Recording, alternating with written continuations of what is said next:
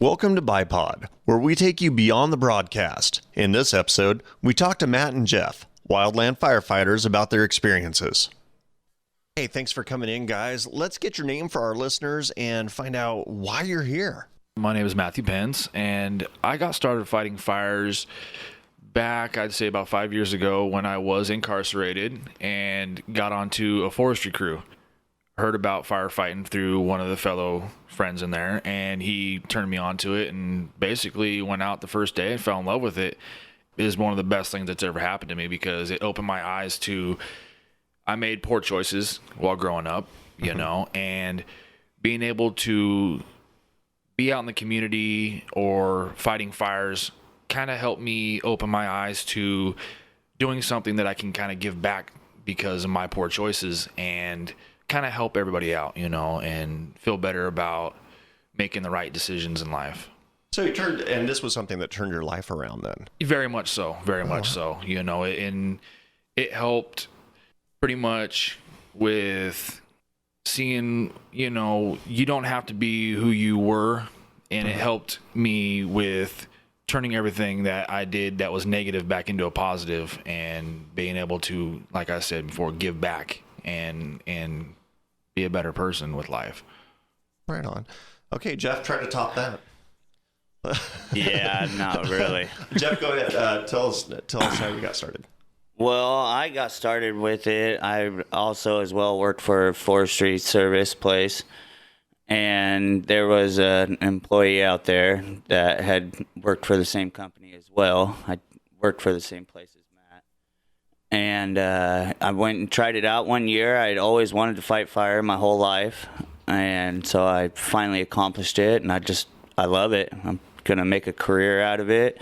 It makes me feel good, you know, doing something for the community, getting, you know, like having elderly people come up and thank you for saving their homes and land and stuff like that. Just makes me feel good, makes me feel like I'm doing something good for the community.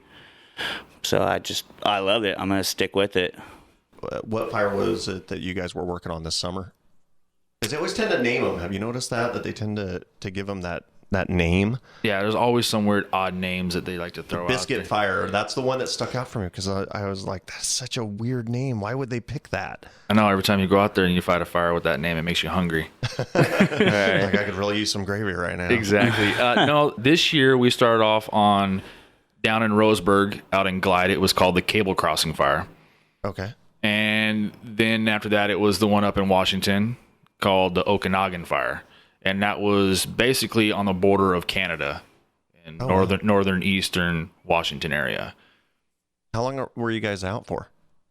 On the Okanagan Fire, we were out there for 21 days. Yeah, 21 days. Oh, wow. Yeah.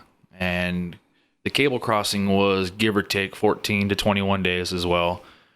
And then the California fire down there, the Valley Fire, that was 14 days. Matt, describe one of your days when you're fighting a fire. Like, what is it like? Because I can't even imagine.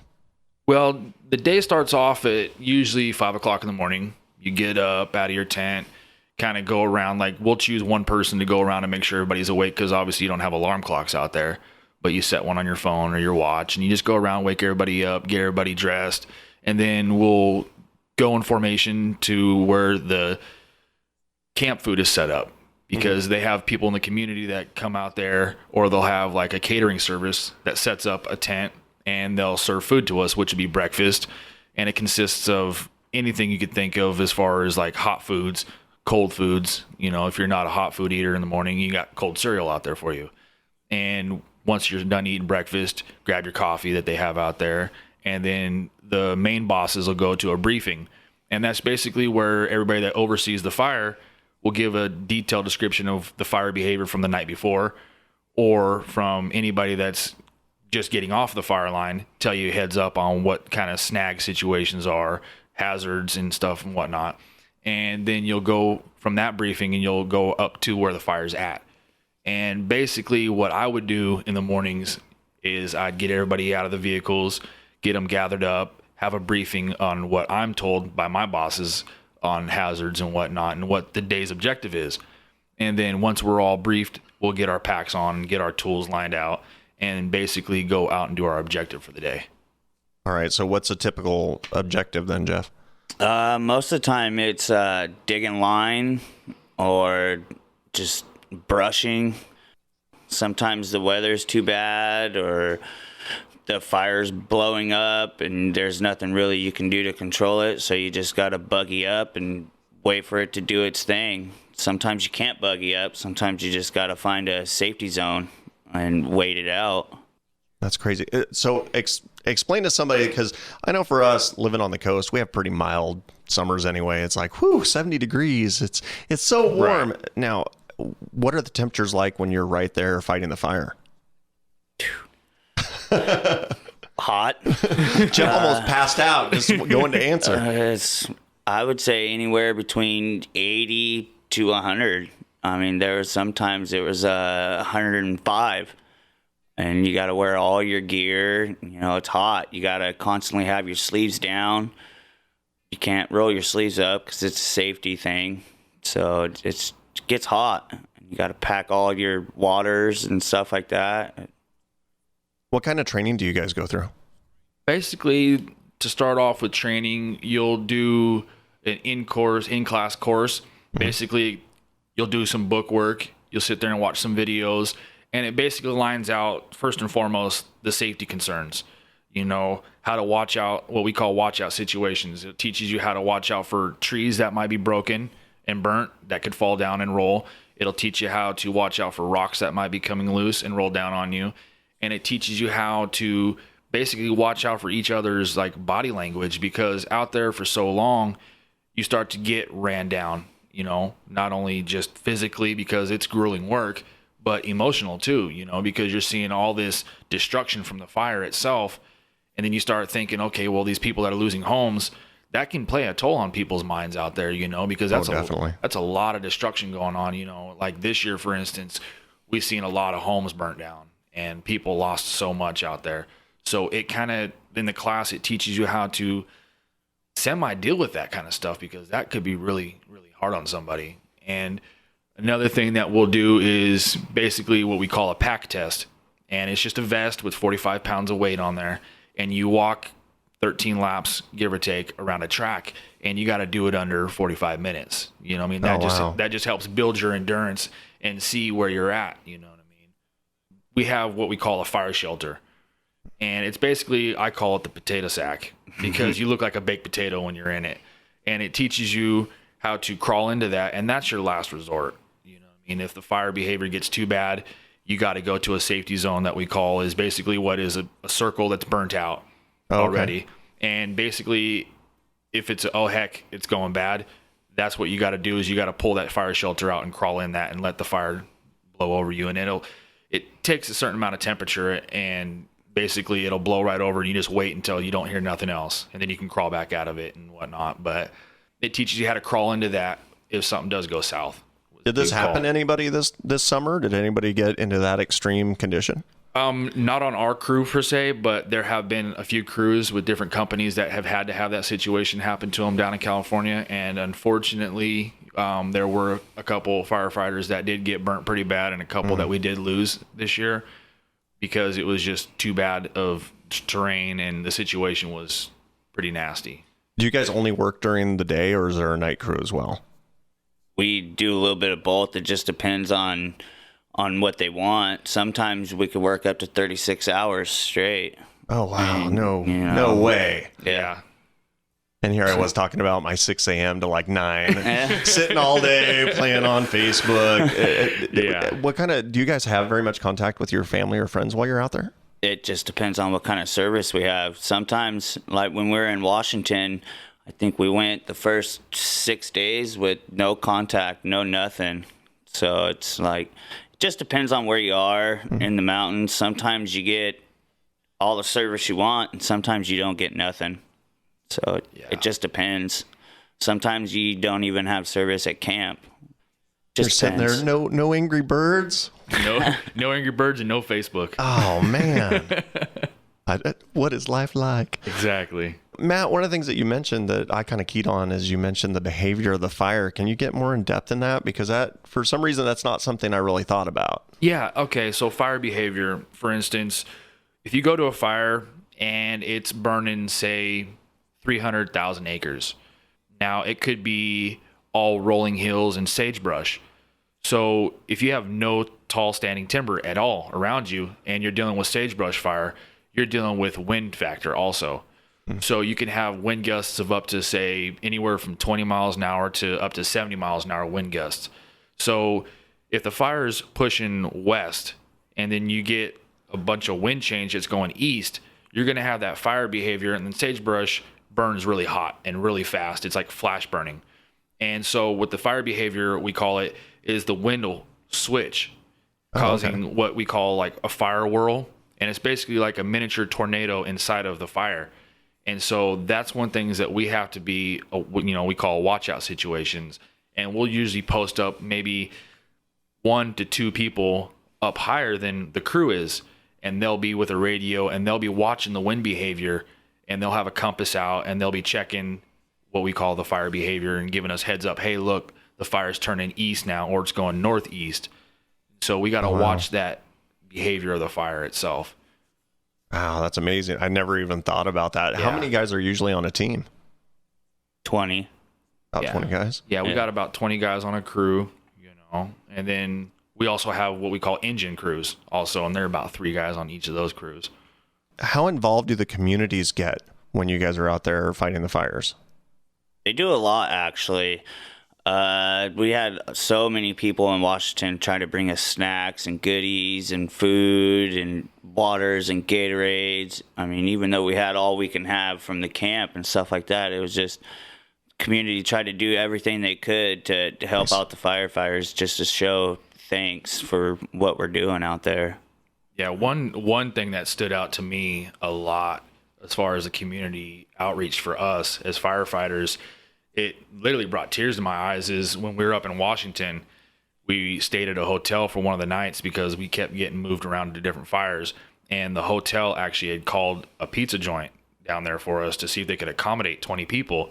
And so when we went down there, we walked in, and as soon as they found out who we were, the entire pizza parlor stood up and they were clapping, thanking us. Oh, wow, nice. And it gave us goosebumps. And then when I walked up to tell the people there that were making the food what kind of pizzas we wanted, the owner happened to be sitting at the corner, and he walked up and he shook my hand. He goes, "Thank you so much." And he goes, "I'd like to buy dinner for you guys." And I tried telling him, I was like, "Well, we appreciate that, but we could pay for it, sir." And he goes, "No, it's on us. Just go back there in the corner, sit down, and we'll just keep bringing you guys pizzas. It's our way of saying thank you for saving our community." And to see someone doing that for firefighters, it's just emotional, just to see the outreach that they do for us is just unbelievable. Because that's the thing, is you guys are traveling, you're not from their community. Yeah. But you are still, there. It's kind of nice. People forget that us being in the Northwest, you have that relative feeling of, this is my town. Every little town you go to, that's very similar to Coos Bay, North Bend. Yeah. It just, there is that nice feeling when you go to those little towns. Yeah, it is. It's nice. So that sounds like one of the better experiences. Can you guys, I'd like to get, what was your worst experience out there, Matt? And then Jeff, I'd like to hear yours, one of your stories. The worst experience, I mean, as far as, besides not being able to talk to family and know what's going on, because I am currently now have a fiance who is pregnant. Congratulations. Thank you. Not being able to talk to her and see how things are going with the baby and stuff, because she wasn't supposed to be able to have a baby when we first got together. So it was a miracle, baby. And so Awesome. She's been having to do a lot of hospital visits and whatnot and make sure that the baby's healthy and everything, which by God's grace, the baby's healthy as can be and kicking like there's no tomorrow. But being able to talk to her to make sure that things are going good, because she was with me last fire season and she was just a complete wreck. But every time I'd call home this year, she was keeping me calm. So nice. That was one good thing. Another thing that was really, really sad, I will say, is when we had to go to California. Now, the fire, normally we fight fires out in the timber where there's not really many homes that we have to deal with. But in California, it was a complete town that got wiped out by this fire. Man. And so as we're driving through town, just seeing house after house after house that is just basically rubble now. And it looked like someone had just took a bomb and just blew it up. And to see people out there after we've gone in there and mitigated the situation, and to see them out there with buckets and trying to sift through all the ashes and rubble, trying to find any kind of, personal possessions.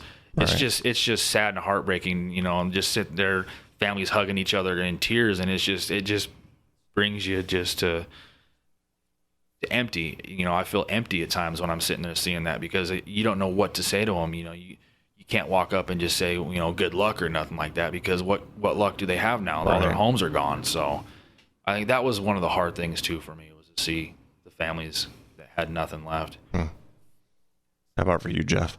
I would have to say my worst experience out there was on the Washington fire. It was one of the biggest fires that I've ever been on. And we got pinched into a pretty tight spot, and the fire burned all the way around us.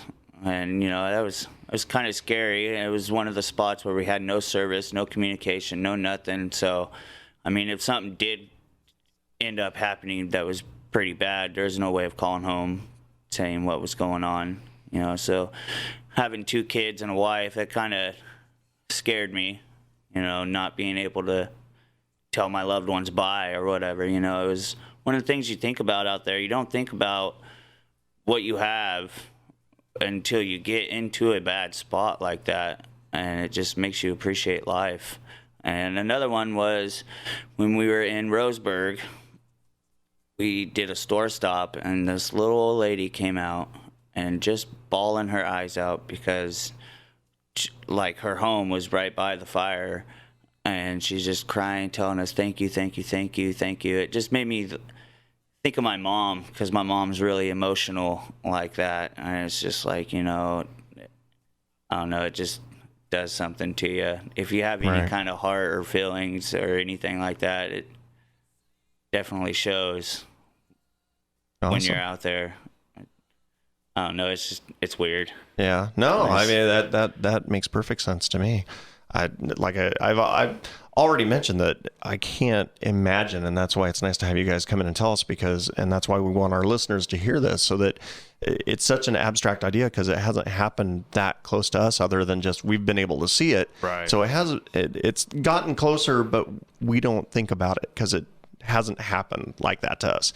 And one of the questions I wanted to ask you guys too was and this is kind of the fire safety section, I guess, is for the fires that you guys were fighting on, do you know whether it was nature caused or whether it was carelessness caused?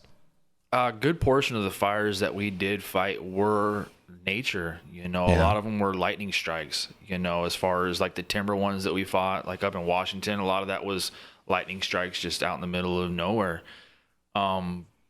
But the ones that do happen where they're close to homes and whatnot, those could be, a couple of them that I have fought on was human error, camping, for instance, people that do have campfires and then they just get up in the morning and just take off and leave their campfire still burning. And what people don't realize is that those little coals in there, they're embers burning. And if you get a strong gust of wind, it'll take nothing for that coal to jump out of that little camp spot and land in any kind of grass that's yellow, dry, and within seconds, it's off and going. I'm glad you mentioned that, because there are times where we've been out camping where I've seen people leave and just shaking my head and walk over. How hard is it to just pour a little bit of water on it? Yeah, just keep a jug of water by you, if you're camping, and just pour it on there and stir it up. We recommend, taking a shovel with you and pour water and someone else just stir it up, because that's what we do. We just have a tool, and whenever we're putting out, we call it hot spots. It's basically a little spot that's burning, and you just add a little bit of water and stir it up until it's out, and you'll see the difference between smoke and steam. Smoke is obviously, white color, and then steam would just be like a little blue color. So. And them ambers can travel for miles too. You can have a little fire right here, and 2 miles away, an amber can land and spark up a fire. Fire can also smother for months and months and months and months. And all it takes is the right wind to come through, and there you go. Fire blows up. What do you mean by smother? Can you explain that? It just sits in there and it burns. It smothers. Kind of feeds itself? Yeah, maybe? isn't that what happened with the bone fire? Yeah. The Bone Mountain fire. Yeah, there's like, so out in timber, we call it, and that's just the big, tall, old growth trees. Now, if you got trees that have been logged out there, and then if there's any kind of like a log unit fire, the stumps that were there that were cut will be burning, and any kind of the root system that is hot and on fire still, and it's under the dirt, and it doesn't get touched by any kind of tool or any kind of water or any manpower to put it out, those roots underneath the ground, under the mud, will sit there and just continue to burn and burn for days and months and time. So that's what we call like smothered. Oh, okay. Yeah. Give me 1 second. I didn't want to interrupt you guys, but I want to... I'm getting close to 10 in public market. We got to get my employee on that because I don't want to go anywhere yet. It's a good interview. Sounds good. So, and just to give you guys a heads up too, is for our social media, Christy's going to come back and just take a couple of pictures. Just ignore her. Oh, yeah. Love Christy. Gives out free tickets, free stuff. Oh, I'm going to cut all this stuff out. I love watching her son play football. He's an amazing athlete. Giovanni's amazing. I don't get to get out to any of that stuff, but she shows me videos and it's cool. Yeah, we went and watched him last night. Kid's a stud. Did she invite you to? She actually started an athlete page for him. Mm-hmm. So I need to like that. That way we can keep up on all the definitely updates. Did. I seen that the other day and liked it right away.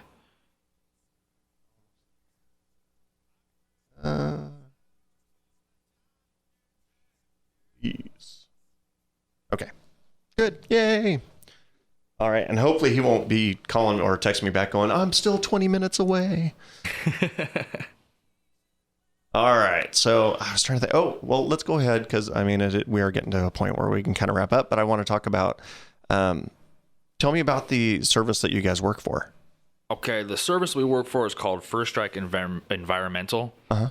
And they're based out of Roseburg. And not only do we do fires out of there, but we also do hazmat spills and cleanups.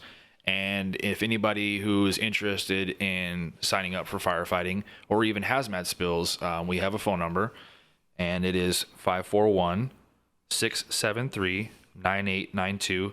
And that's the office for firefighting. And then we also have a 24-hour spill response number, which is 1-800-447-3558. And basically just give us a call down there and say, hey, look, I'm interested in this firefighting thing. Or if you own a business and you have a hazard spill, go ahead and call the 1-800 number and let them know. And we pretty much just do anything, anything that helps save the environment. Do they have a website? Yeah, it is actually at www.firststrikeenvironmental.com. Okay. So are you guys employed throughout the year, or is it just a seasonal type of job? Just seasonal. Unless you do the hazmat. And if you do hazmat, then you pretty much work year round. You do stuff at the office and stuff like that. But that's mostly for the locals. You like myself, I don't do that. I just do the fires in the summertime. Okay. So tell me when when do you guys start? Because do you retrain every year? Yeah, we do what we call a refresher class for those of us that have been doing it for a while. But we do we call them newbies, new recruits. We do those once a year, every year at the beginning of the year, anywhere between March and April is when the new classes start. And you basically go down to Roseburg for 3 to 4 days and you sit in the class at the office and you do some book work, or we do it down at the UCC and do our pack test at UCC and basically just start over if you're new. Now, you mentioned UCC. Is that the UCC? Yep, that is the Umpqua College. We have close ties to them and love that school. Awesome. I'm trying to think. Is there anything that you guys want to mention or just something that we didn't really touch upon? Come on, Jeff, wake up. Do you need me to get you more coffee? I got candy out there. I've had a whole pot of coffee. I think that's my problem. The classes aren't really hard. So, I mean, if there's people out there that are like worried about tests and school and stuff like that, it's not really hard. The hardest thing about it is the pack test. I mean, like Matt said, you do 13 laps or so, and by the time you're in your third lap, your calves are sore and numb and done, but you just got to go. Find a buddy partner, buddy up, and just push each other, because it's not really hard. And if it's something that you really want to do, it's out there. It's not that hard to get into it. You just got to stick with it and have the push and the drive to do it. And I'm glad you mentioned that, because I know for myself, even when exercising or doing whatever, if I have like a podcast or somebody to talk to, it makes it so much easier, and I imagine since you guys come from all over the place, you make pretty good friends then. Yeah. Oh, most definitely. I still stay in contact. Like up in Washington, we actually got to work side by side from the National Guard, and we trained. Oh, really? Yeah, we got to train them and teach them kind of what we do as far as firefighting goes. And I still stay in contact with a couple of the National Guard people that we met up there and whatnot. And I also wanted to throw out there to touch on what Jeff was saying about the classes and whatnot. Mm-hmm. You do got to be 18 or over, and men and women can be firefighters too. So if there's women out there that think that that's something that they would want to do, feel free to do it. I mean, we work side by side, many women out there that work just as hard. So if not harder. Yeah. All right. Just because they feel like they got something to prove. But, it's not that bad. I mean, if you're a hard worker and you got the push for it, sign up. Yeah. It's part of your summer, and yeah, it's just part of your summer. It's give or take. It can be up to a month of your summer, 2 months or 3 months, So after you guys are done working, you're sweaty, you're tired. What is it like for the relaxation part of it? When you're still there and okay, I've just worked my 36 hours. Is it just like, okay, bed, or is it, is there a little bit of levity? Sometimes you have to choose, because the shower lines are like huge. Chow line is huge. So sometimes it's to the point where you got to pick, either you want to eat or you want to shower. Sometimes you go days without a shower and you get stinky and gross. Baby wipes are a man's best friend out there. Yeah. And then it's just like, you just got to rotate off. Sometimes you could do both. Sometimes you got to only pick one. Sometimes you're spiked out and you can't shower for 7 days. So it's like Matt said, baby wipes come in handy out there. So I know you're all excited. Come on, sign up, everybody. Yeah. Sounds like a good time. No, I mean, but you guys do a great service, and I want to thank you for that as well. Well, we appreciate everybody's, prayers and thoughts out there. It definitely welcome. All right. Love it. Thanks, guys, for coming in. Hey, thanks for having us. Thank you for listening to Bipod, a Bicoastal Media production. If you have a topic that you think would be good for our podcast, send us a message on this station's Contact Us tab.